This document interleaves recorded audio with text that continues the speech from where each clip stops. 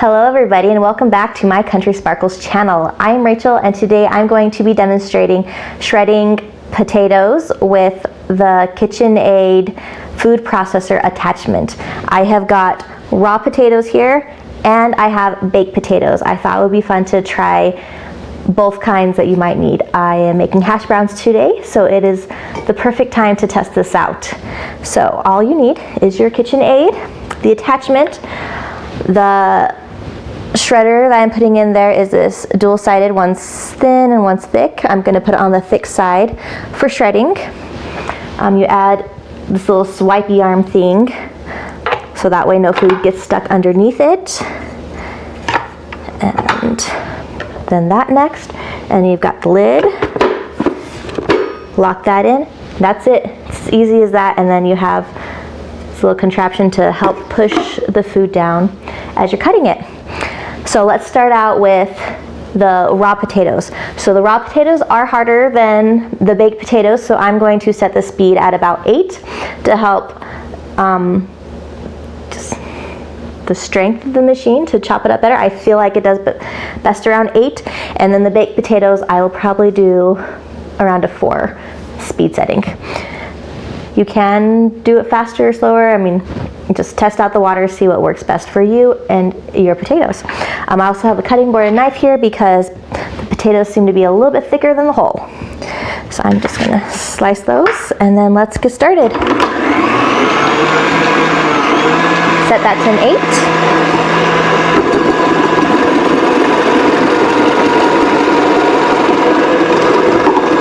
And you just push it through.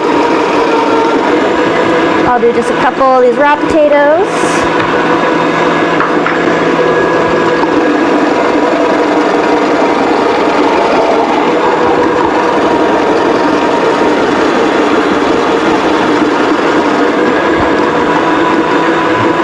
I'll show you what we're working with.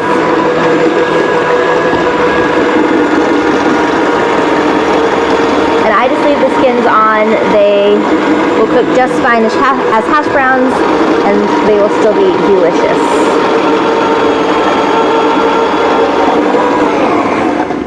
Okay, all my raw potatoes are chopped, and I'll take off the lid and show you what we have left over. So in the top here is left the top of the potato that was not shredded all the way, so just the very top, and then that just spins around as it chops other potatoes, and I just leave those in there because then as I put the next potato in, it will hold that in place and it will eventually chop down that also. So see, a couple pieces, big pieces left over, and a couple of the littles were also getting stuck in there just because I had a few build up. Oops. Whoopsie, spilt a little bit. But yeah, so we'll take those out. And then underneath here, I'll show you what this looks like. The way you attach and detach it is just, there's a little knob here you turn to tighten it, little screw, and that's what's left in there.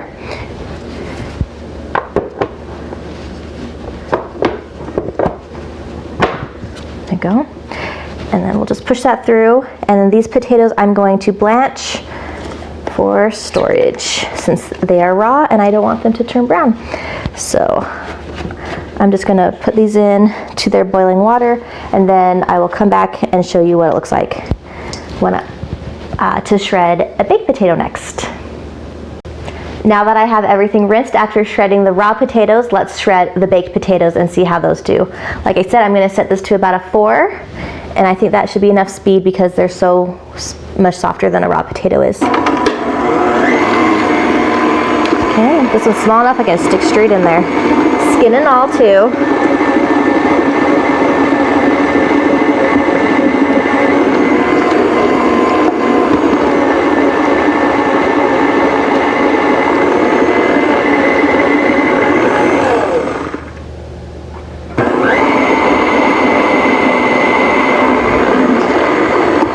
I've got my potatoes. Oh, that's too big. So that way they are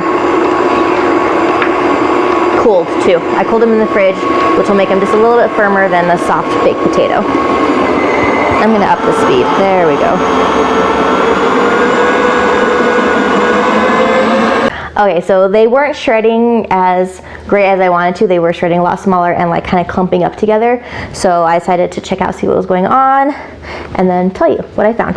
So I did about 2.5 potatoes in here, and just like I did with the other ones, I just left the other pieces in, and then the top pieces that weren't quite shredded all the way, and then the next potato would push that down and shred the next piece almost all the way gone. Well, this one, all the skins got left in there, which is fine. So it's pretty much de-skinned them for me. But they did not shred up in the shredder at all. So with that piling up like that, it stopped letting it shred, and it made just kind of mushy pieces, which is fine. I can still, with these hash browns, I will just freeze them in the freezer, and so I can stick these in the freezer, and then they'll just have pieces of a little bit more mushy, but we've got some mashed potatoes instead of hash browns. So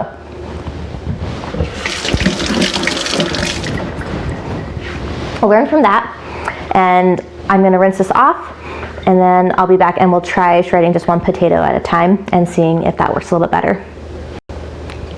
Okay, I'm back. I cleaned it all out, so I got all the mashed potato out of it, and I might just actually use that for dinner tonight and not even freeze it as hash browns. Like, I can use it as freezed hash browns, but it just won't be the right texture. So I'm just gonna use that as mashed potatoes tonight for dinner. Let's go ahead and try shredding just one piece of potato at a time and see how that works. I'm gonna turn up the speed a little bit higher though too. I feel like it did chop a little bit better when it was a little bit of a higher speed. So like a 6, let's try a 6. See, and that shredded really, really well. So that shredded really well. Oops. I'm gonna take out the skins, and then I'll just put the top back on. Okay, let's try our next pieces. Back at a 6.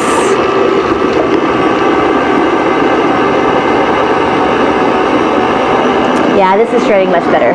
So just to shred already baked potatoes, you're just gonna have to stop every time to pull out the skins.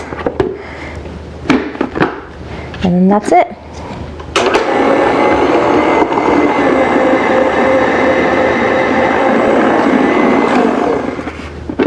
Okay. Okay, let me show you what it looks like. So there's the shredded baked potatoes.